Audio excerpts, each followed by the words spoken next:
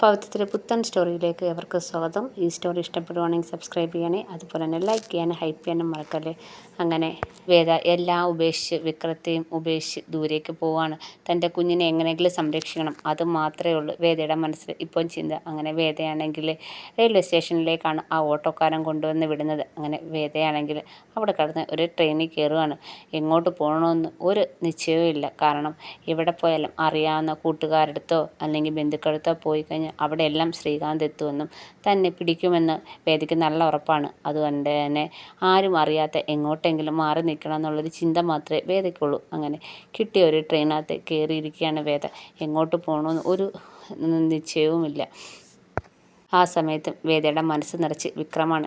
വിക്രത്തിൻ്റെ കാര്യം മാത്രമേ ചിന്തിക്കുന്നുള്ളൂ. പഴയ നല്ല ഓർമ്മകളും തേയിലത്തോട്ടത്തിൻ്റെ ഇടയിൽ അവർ പ്രണയിച്ച് നടന്ന കാര്യങ്ങളും ഒക്കെ ഇങ്ങനെ ആലോചിച്ച് ഭയങ്കര മനസ്സ് നിറയെ വിക്രത്തിൻ്റെ കാര്യം മാത്രമേ വേദ ഇങ്ങനെ ആലോചിക്കുന്നുണ്ട്. മാത്രവുമല്ല, ശ്രീകാന്ത് വിക്രത്തെ ചതിച്ചതാണെന്ന് വേദയ്ക്ക് നല്ല ഉറപ്പുണ്ട്. എന്തായാലും ശ്രീകാന്ത് ഒരിക്കലും തന്നോട് ഈ ക്രൂരത കാണിക്കുമെന്ന് ഒരിക്കലും വേദ വിചാരിച്ചില്ല. അങ്ങനെ വേദ എങ്ങോട്ടില്ലാത്ത യാത്രയിലാണ്. യാത്രാമധ്യയിൽ ട്രെയിനകത്തിരുന്ന് ഓരോന്നോരോന്ന് ആലോചിച്ചിങ്ങനെ സങ്കടപ്പെട്ട് കണ്ണ് നിറഞ്ഞുകൊണ്ടിരിക്കുകയാണ്. അപ്പം വേദ ഇങ്ങനെ മനസ്സിലിങ്ങനെ ആലോചിക്കുകയാണ്, ഞാനിങ്ങനെ സങ്കടപ്പെട്ട് കരഞ്ഞിരുന്ന് കഴിഞ്ഞാൽ എങ്ങനെയാണ് എൻ്റെ കുഞ്ഞിനെ വളർത്തണം, ഈ കഴുകന്മാരുടെ കയ്യിൽ നിന്ന് എൻ്റെ കുഞ്ഞിനെ രക്ഷപ്പെടുത്തണം. സങ്കടപ്പെട്ടുകൊണ്ടിരുന്ന് കഴിഞ്ഞാൽ എൻ്റെ കുഞ്ഞ് ഒരിക്കലും രക്ഷപ്പെടത്തില്ല, അവന്മാരുടെ കയ്യിൽ തന്നെ വീണ്ടും ചെന്നപ്പെടും. എൻ്റെ കുഞ്ഞിൻ്റെ ജീവനാണ് അവർക്ക് വേണ്ടുന്നത് എന്ന് വേദ ഇങ്ങനെ ആലോചിക്കുകയാണ്. അതുകൊണ്ട് എത്രയും പെട്ടെന്ന് തന്നെ ഈ നാട്ടിൽ നിന്ന് ദൂരെ എങ്ങോട്ടെങ്കിലും പോകണം. അവർ ഒരിക്കലും കണ്ടെത്താത്ത ഏതെങ്കിലും സ്ഥലത്തേക്ക് പോയി എൻ്റെ കുഞ്ഞിനെ വളർത്തണം എന്ന് വേദ ചിന്തിക്കുകയാണ്. വിക്രത്തിനോട് ചെയ്യാൻ പറ്റുന്ന ക്രൂരതയെല്ലാം അവർ ചെയ്തു കഴിഞ്ഞ് ഇനി അടുത്ത ലക്ഷ്യം ഞാനായിരിക്കും എന്നൊരു വേദയ്ക്കൊരു ചിന്ത ഉണ്ടാവുകയാണ്. എന്തുവായാലും എല്ലാത്തിനെയും നേരിടണമെന്ന് ഒരു ചിന്ത തന്നെ വേദയ്ക്ക് ഉണ്ടാവുന്നുണ്ട്. അപ്പോഴാണ് വേദ ഇഷിതയെക്കുറിച്ച് ആലോചിക്കുന്നത്. അങ്ങനെ വേദ ഇഷിതയെ വിളിക്കുന്നുണ്ട്. വിളിച്ച് കാര്യങ്ങളെല്ലാം പറയുന്നുണ്ട്. ഇങ്ങനെയൊക്കെയാണ് സംഭവം, ഞാൻ ഇപ്പം എങ്ങോട്ടില്ലാതെ ഒരു യാത്രയിലാണ്, എങ്ങോട്ട് പോകണമെന്ന് അറിയത്തില്ല എന്ന് പറയാണ്. അപ്പം ഇഷിത പറയാണ്, നീ അങ്ങനെ എങ്ങോട്ടൊന്നും പറഞ്ഞാൽ പോകുന്നത്. മാത്രമല്ല ഇപ്പം പണ്ടത്തെ പോലല്ല, നിൻ്റെ വയറ്റിലൊരു കുഞ്ഞുണ്ട്.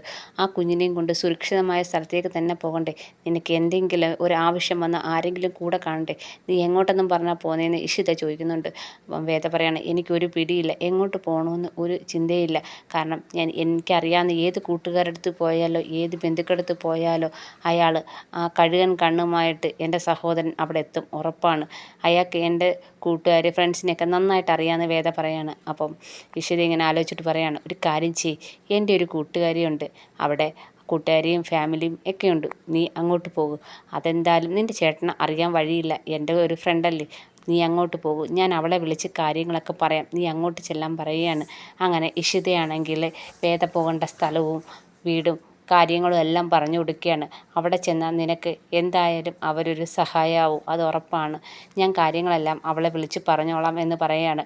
പിന്നെ എന്തുകൊണ്ടും നീ ഇപ്പം ഈ നാട്ടിൽ നിന്ന് മാറി നിൽക്കുന്നതാണ് നല്ലത്. അവിടെയാകുമ്പോൾ നീ സുരക്ഷിതയായിരിക്കും. പിന്നെ നിൻ്റെ കൂട്ടുകാരിൽ പെടുന്ന ആളല്ലല്ലോ അത്, എൻ്റെ കൂട്ടുകാരിയല്ലേ. അതുകൊണ്ട് നീ വിഷമിക്കണ്ട, നീ അവിടെ സുരക്ഷിതയായിരിക്കും. അവിടെ ചെന്ന് നിനക്ക് എന്തൊക്കെ ചെയ്യാൻ പറ്റുമോ അതൊക്കെ നീ ചെയ്യണം. മാത്രവുമല്ല നിൻ്റെ കുഞ്ഞ് ഈ ഭൂമിയിലേക്ക് സുരക്ഷിതമായിട്ട് തന്നെ വരണം. കാരണം അവരുടെ ആവശ്യം നിൻ്റെ കുഞ്ഞാണ്, കുഞ്ഞിനെ അവർക്ക് വേണം. ആ കുഞ്ഞ് ഈ ഭൂമി കാണാതിരിക്കാൻ അവർക്ക് ചെയ്യാൻ പറ്റുന്നതെല്ലാം ചെയ്യാം. അപ്പം വേദ പറയുന്നുണ്ട്, ഞാൻ ഗർഭിണിയാണെന്ന കാര്യം ആർക്കും അറിയത്തില്ല ഇഷിത എന്ന് പറയാണ്. അപ്പം ഇഷിത പറയാണ്, അത് നല്ല കാര്യം തന്നെ. ഇപ്പം നീ ആരെയും കോണ്ടാക്ട് ചെയ്യാനോ ആരോടും സംസാരിക്കാനോ നിൽക്കണ്ട. വേണ്ടുന്ന നമുക്ക് പതുക്കെ വഴിയിൽ എന്താണെന്ന് വെച്ചാൽ ആലോചിച്ച് ചെയ്യാമെന്ന് ഇഷിത പറഞ്ഞു കൊടുക്കുവാണ്. അങ്ങനെ ഇഷിത കാര്യങ്ങളൊക്കെ വേദയ്ക്ക് പറഞ്ഞു കൊടുക്കുകയാണ്. മാത്രമല്ല നീ ഈ ഫോണിൽ നിന്ന് ഇനി ആരെയും വിളിക്കാൻ നിൽക്കല്ലേ, ഇത് നിൻ്റെ നമ്പർ, അത് അയാൾക്ക് നന്നായിട്ട് അറിയാം. ഇത് ട്രേസ് ചെയ്ത് എങ്ങനെയെങ്കിലും അയാൾ കാര്യങ്ങളൊക്കെ മനസ്സിലാക്കും. അതുകൊണ്ട് നീ ഈ നമ്പർ ഇനി ഉപയോഗിക്കല്ലേ, ഈ ഫോൺ സ്വിച്ച് ഓഫ് ആക്കാൻ പറഞ്ഞേക്കുവാണ്. നീ അവിടെ വന്ന് അവിടുന്ന് വേറെ സിം എടുത്ത് ഉപയോഗിച്ചാൽ മതി. ആ കാര്യങ്ങളെല്ലാം ഞാൻ വേണ്ടുന്ന പോലെ എല്ലാം ചെയ്തോളാം എന്ന് ഇഷിത പറഞ്ഞു കൊടുക്കുകയാണ്. അങ്ങനെ വേദയ്ക്കാണെങ്കിൽ ഒരു താങ്ങായും തണല ഇഷിത കൂടെ നിൽക്കുകയാണ്. അങ്ങനെ കാര്യങ്ങളെല്ലാം ഇഷിത പറഞ്ഞതുപോലെ ഇഷിതയുടെ കൂട്ടുകാരുടെ അടുത്തേക്ക് വേദ പോവുകയാണ്. ഇവിടെ കോടതിയിലാണെങ്കിൽ വിക്രത്തിന് ശിക്ഷ വിധിച്ചിരിക്കുകയാണ്. 6 വർഷത്തേക്കാണ് ശിക്ഷ വിധിച്ചിരിക്കുന്നത്. അങ്ങനെ ജയിലിലാകുവാണ് വിക്രം.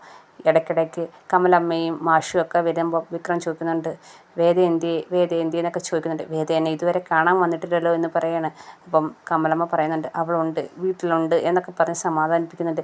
അവൾ വരും, നിന്നെ ഈ ഒരു സിറ്റുവേഷനിൽ കാണാൻ വയ്യാത്തതുകൊണ്ട് അവൾ വരാത്തതെന്ന് പറയാണ്. അപ്പം വിക്രം പറയുന്നുണ്ട്, അല്ല എന്നെ ഈ ഒരു സാഹചര്യത്തിൽ കണ്ടെന്നും പറഞ്ഞുകൊണ്ട് ഒരു പ്രശ്നമില്ല, അവൾക്ക് എന്തോ സംഭവിച്ചിട്ടുണ്ടെന്നൊക്കെ വിക്രം പറയുന്നുണ്ട്. അപ്പം കമലമ്മ പറയുന്നുണ്ട്, അത് നിൻ്റെ തോന്നൽ മാത്രമാണ്, ഒരു കുഴപ്പമില്ല, അവൾ നിന്നെ കാണാൻ വരും. അപ്പം മാഷ് പറയുന്നുണ്ട്, അവൾക്ക് കുറ്റബോധമുണ്ട്, അവിടെ സഹോദരൻ കാരണമല്ലേ നീ ഇപ്പം ജയിലിലായത്, അതിൻ്റെ ഒരു കുറ്റബോധം ഉണ്ടെന്ന് പറയാണ്. അപ്പം വിക്രം പറയുന്നുണ്ട്, അവളെന്ത് ചെയ്ത്, അവൻ്റെ സഹോദരൻ ഈ ക്രൂരത കാണിച്ചെന്നും പറഞ്ഞുകൊണ്ട് അവൾ എന്ത് തെറ്റ് ചെയ്ത്, അവളും എൻ്റെ കൂടെ കിടന്ന് അനുഭവിച്ചവളല്ലേ, അവളെ ഞാൻ കാണണം എന്ന് വിക്രം പലവട്ടവും കമലമ്മയോടും മാഷിനോടും പറയുന്നുണ്ട്. പക്ഷേ അവർക്കും വേദയെക്കുറിച്ച് ഒരറിവുമില്ല, അത് വിക്രത്തിനോട് പറയാൻ പറ്റത്തില്ലല്ലോ. അതുകൊണ്ട് തന്നെ അവരതൊന്നും വിക്രത്തെ അറിയിക്കുന്നില്ല. വിക്രമാണെങ്കിൽ ജയിലിൽ കിടന്ന് വേദയുമായിട്ടുള്ള കാര്യങ്ങൾ ഓർത്തിങ്ങനെ ഇരിക്കുകയാണ്. പിന്നെ വേദ എന്താ തന്നെ കാണാൻ വരാത്തത് എന്നുള്ളൊരു സങ്കടത്തിലും വിക്രം ഇങ്ങനെ ഓരോ സമയവും കഴിച്ചു കൂട്ടിക്കൊണ്ടിരിക്കുകയാണ്. അങ്ങനെ അവർ കാണാതെ പ്രണയിച്ചുകൊണ്ടിരിക്കുകയാണ്. അപ്പം ഓരോ വട്ടവും ജയിലിൽ പോയി കാണുമ്പം കമലമ്മ സങ്കടത്തിലാണ്. വേദയെക്കുറിച്ച് ഒരറിവുമില്ല, വിക്രത്തിനോട് പറയാനും പറ്റുന്നില്ല. അപ്പം കമലമ്മ മാഷിനോട് പറയുന്നുണ്ട്, മാഷേ എത്രയും നാളും നമ്മളിങ്ങനെ അവനോട് ഒളിപ്പിച്ച് വെക്കും, വേദയെ കാണുന്നില്ല, വേദയെക്കുറിച്ച് ഒരറിവും ഇല്ലാത്തുള്ള കാര്യം എങ്ങനെ അവനോട് ഒളിപ്പിച്ച് വെക്കും എന്ന് ചോദിക്കുകയാണ്. അപ്പോൾ മാഷ് പറയാണ്, എന്തായാലും ഇപ്പോൾ പറയണ്ട, ഇപ്പം ഇങ്ങനെ പോകട്ടെ, നമുക്ക് പറ്റുന്ന കാലം വരെ നമുക്കിത് മുന്നോട്ട് കൊണ്ടുപോകാം.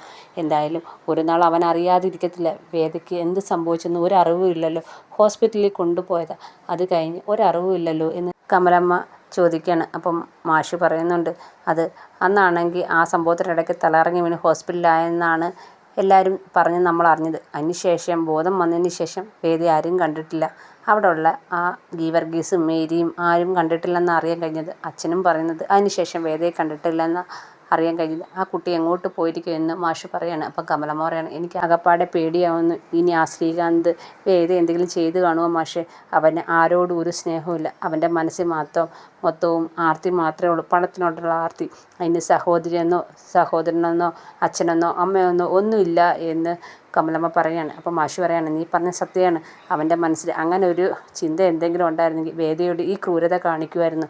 ഒന്നുമില്ലെങ്കിലും അവൻ്റെ സഹോദരിയല്ലേ, അവൻ്റെ സഹോദരിയുടെ വരെ ഈ ക്രൂരത കാണിച്ച് അവന് ഒരു ദൈവവും ആരോടുമില്ല. മാത്രമല്ല വേദയുടെ അച്ഛൻ വഴി അറിയാൻ കഴിഞ്ഞത് അവൻ ഇപ്പോൾ കമ്പനികളെല്ലാം പിടിച്ചെടുത്തെന്നാണ്. ജഡ്ജിയായ ശങ്കര സാർ പറഞ്ഞിട്ട് പോലും അവൻ കേൾക്കുന്നില്ല, അവന് എല്ലാത്തിനോടും ഒരാർത്തി മാത്രമാണ്. അതുകൊണ്ടാണ് വിക്രത്തെ കുടുക്കി ഈ ജയിലിലാക്കിയത്. മാത്രവുമല്ല, ഇതിനു വേണ്ടിയല്ലേ ആ പുളിക്കനും എല്ലാവരെയും കൊന്ന് കൂട്ടിയത്. എന്നിട്ട് അവൻ ഇപ്പോൾ സുഖമായിട്ട് പുറത്ത് കഴിയുന്നു, ഒരു തെറ്റും ചെയ്യാത്ത നമ്മുടെ മോൻ ജയിലിൽ.